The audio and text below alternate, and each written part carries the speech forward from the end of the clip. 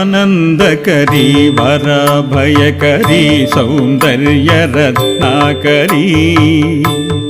निर्धूताखिल घोरपावनकरी प्रत्यक्ष माहेश्वरी प्रालेयाचलवंश पावनकरी काशीपुराधीश्वरी भिक्षां देहि कृपावलम्बनकरी मातान्नपूर्णेश्वरी